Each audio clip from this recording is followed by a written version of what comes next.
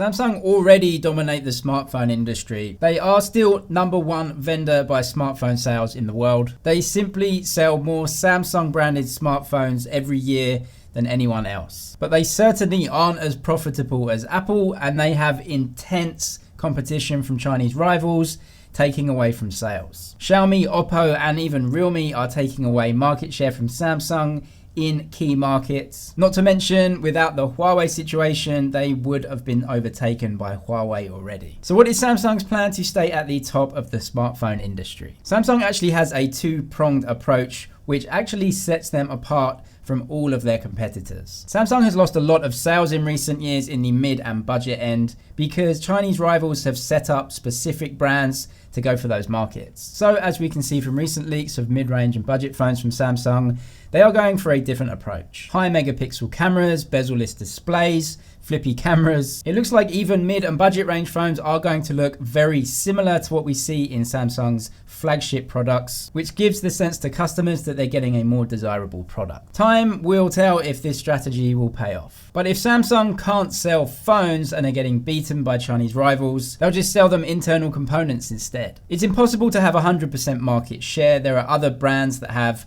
other brand loyalties and different value propositions in their products. Samsung can't hope to take all the sales away from OnePlus, Redmi, Xiaomi, or even the iPhone. So in a fairly unique strategy in the smartphone industry, Samsung is happy to be an internal component supplier. When rival brands sell a smartphone, Samsung still makes money. For example, Samsung make the highest quality OLED displays for smartphones, and they are used in the iPhone. OnePlus absolutely smashed it in 2019 with the OnePlus 7 Pro coming out with a 2K curved display with that 90Hz refresh rate. But of course, that was a Samsung panel. Camera sensors too, 48 megapixel cameras, 64 megapixel cameras, and even more recently, 108 megapixel cameras, all made by Samsung. Redmi, Xiaomi, and Realme have taken a lot of market share away from Samsung in key markets in the mid and budget range. But every phone they sell using Samsung components, like the 64 megapixel camera that has been really popular in those phones recently, a small portion of that sale still goes to Samsung. Samsung are also changing their strategy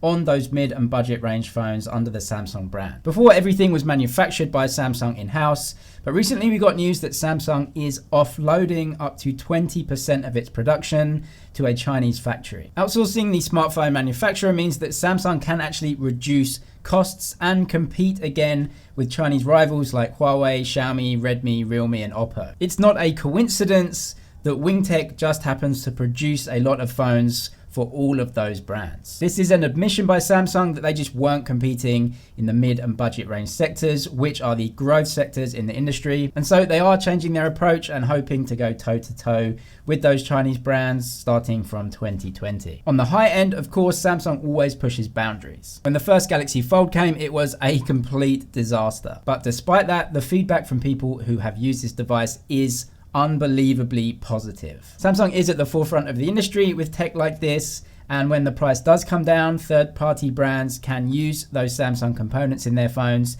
and either way, Samsung benefits. Subscribe for all the latest tech news and everything to do with Samsung. That's it for now, but I'll see you in the next one.